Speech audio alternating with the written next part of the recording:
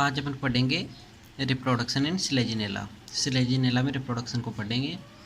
Selaginella में reproduction दो type का पाया जाता है, एक तो वेजिटेटिव रिप्रोडक्शन और सेकंड वाला होता है रिप्रोडक्शन बाय स्पोर्स। तो वेजिटेटिव रिप्रोडक्शन दो टाइप से होता है। पहला है बाय फ्रेगमेंटेशन।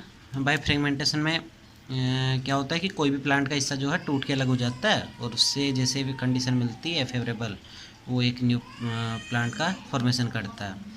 दूसरा होता है बाय ट्यूबर्स। ट्यूबर्स क्या होता है कि कोई भी थैलस जो होता है उसमें ट्यूबर लाइक स्ट्रक्चर बन जाती है और वो अलग मतलब उस ब्रांच से अलग हो जाती है, एरियल ब्रांच पे बनती है, प्रोस्टेट ब्रांच पे नहीं, एरियल ब्रांच पे बनती है। और वो जैसे ही टूट के अलग हो जाती है और जैसे उसको फेवरेबल कंडीशन मिलती है वो एक न्यू प्लांट का फॉर्मेशन करती है। अब देखेंगे अपन रिप्रोडक्शन बाय स्पोर्स या एसेक्सुअल रिप्रोडक्शन भी कह सकते हैं।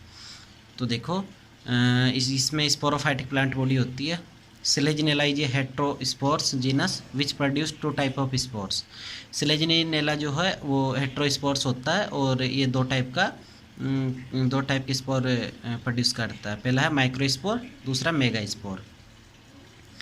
ठीक है, ये देखो अगर अपन बात करें इसके थैलस की, तो इस तरह से ये स्ट्रोबिलस, ये इसका ये फेलियज लीव और ये स्पोरोफिलस, जिसमें स्पोर पाए जाते हैं वो स्पोरोफिलस लीव जो होती है। ठीक है, अभी देखो इसको ये माइक्रोस्पोरोफिल वाली लीफ का स्ट्रक्चर है। जैसे ये जो स्पोरोफिल है, स्पोरोफिल्स लीव जो होती है इसके अंदर कहीं में माइक्रोस्पोर्स पाए जाएंगे और किसमें मेगा स्पोर पाए जाएंगे। तो ये जो है ये माइक्रोस्पोर वाली है। तो ये बिल्कुल लीफ लाइक स्ट्रक्चर जिसको माइक्रोस्पोरोफिल कहते हैं और ये बीच में माइक्रोस्पोरेंजियम। और ये वाली है मेगा स्पोर वाली, ये इसमें तो सिंगल स्ट्रक्चर दिखती है, सिंगल सेल दिखती है। इसमें मेगा स्पोरेंजियम में ऐसे 3-4 स्ट्रक्चर एक साथ दिखती है। तो मेगा स्पोरेंजियम और ये मेगा स्पोर्स, मेगा स्पोरेंजियम बड़ा होता है और माइक्रोस्पोर स्पोरेंजियम छोटा होता है। ओके, अभी अपन अगर किसी भी प्लांट को, जैसे ये जो वाली स्ट्रक्चर थी, अगर ऐसी ही इसको यहाँ से उठा के देखे तो कुछ इस तरह से दिखेगी कि एक साइड अपने इस डायग्राम को इस टाइप से बनाया कि एक साइड अपने माइक्रोस्पोर और ये दूसरी तरफ मेगा स्पोर को लिखा है। तो ये देखो ये लिग्यूल, ये मेगा स्पोर, इसमें ये मेगा स्पोरेंजियम में मेगा स्पोर और ये मेगा स्पोरोफिल। इस तरह से इस साइड है माइक्रोस्पोर, माइक्रोस्पोरेंजियम और माइक्रोस्पोरोफिल और ये बीच वाला एक्सेस हो गया। ठीक है,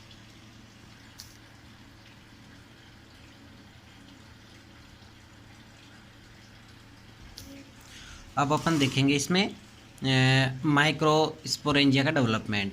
ठीक है, माइक्रोस्पोर और मेगा स्पोर जो बने थे, दो टाइप के जो स्पोर थे सिलेजिनेला में, तो अपन देखेंगे माइक्रोस्पोरेंजिया का डेवलपमेंट कैसे होता है। तो देखो इस तरह का लीफ अपने स्ट्रक्चर अपन देखा था, ये माइक्रोस्पोरोफिल और ये माइक्रोस्पोरेंजियम।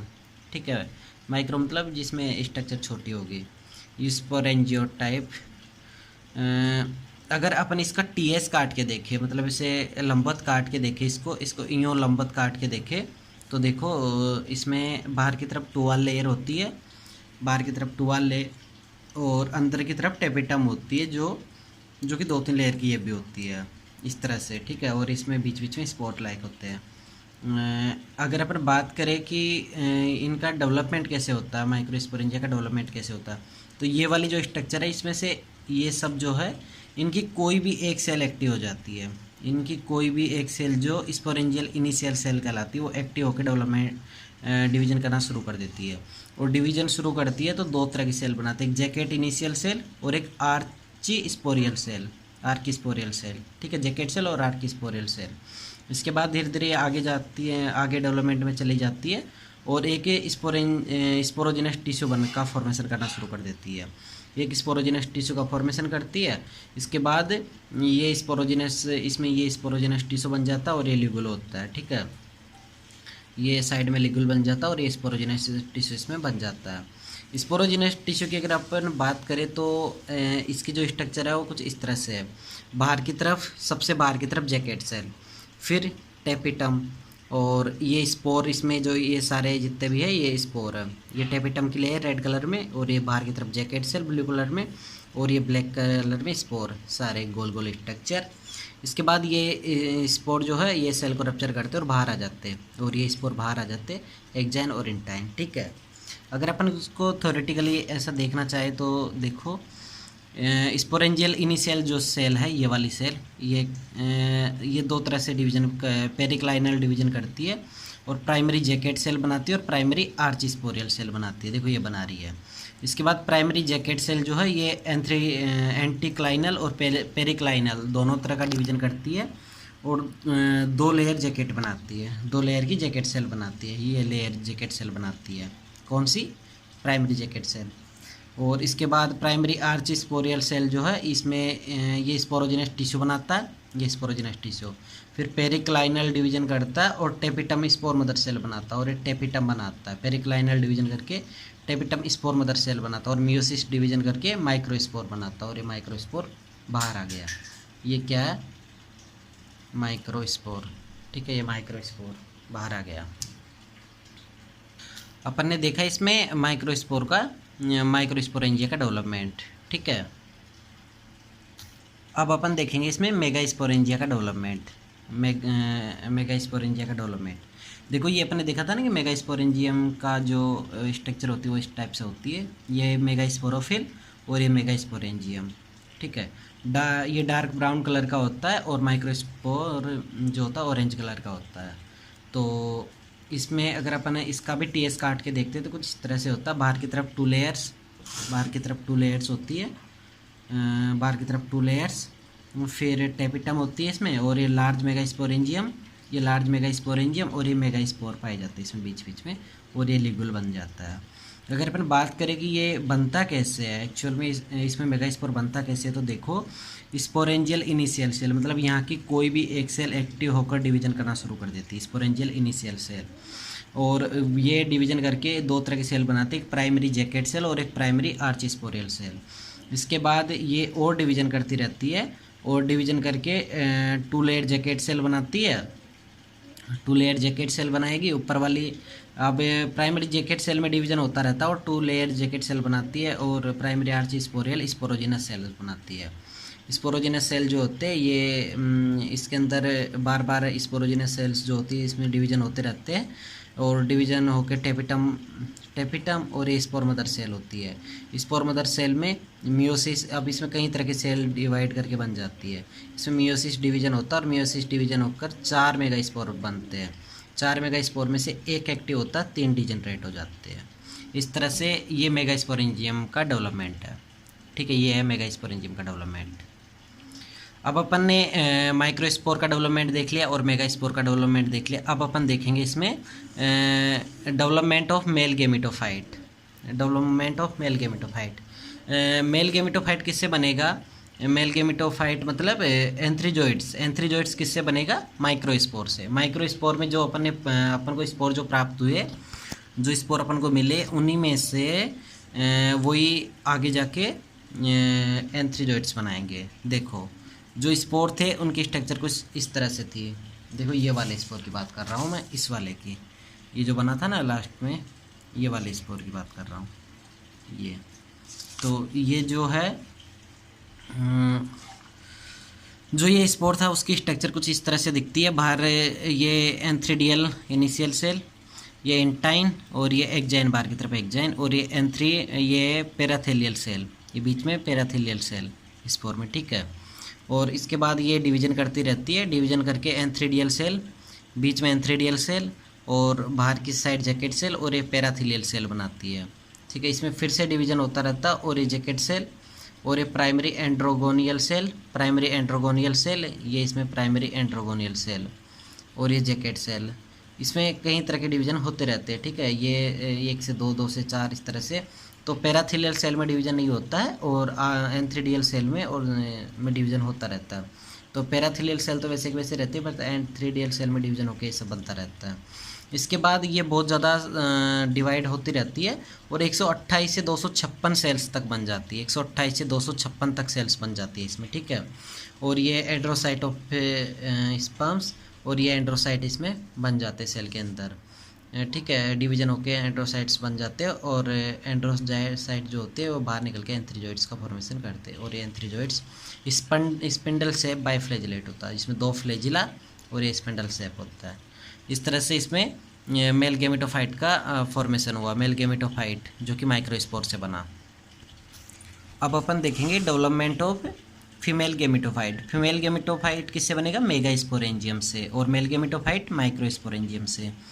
तो अगर अपन फीमेल गेमेटोफाइट की बात करें तो देखो ये मेगास्पोर है, इसमें बाहर की तरफ, सबसे बाहर की तरफ एक्जोस्पोर, बीच में मीजोस्पोर और ये एंडोस्पोर टेट्राड फॉर्म में पाया जाता है। देखो इसमें इस तरह से तीनों उसमें पाया जाता है। ये मेगास्पोर का स्ट्रक्चर है, ठीक है। जो एक एक्टिव होके जो बचा था ना मेगास्पोर, वो उसकी स्ट्रक्चर है। अगर अपन इसका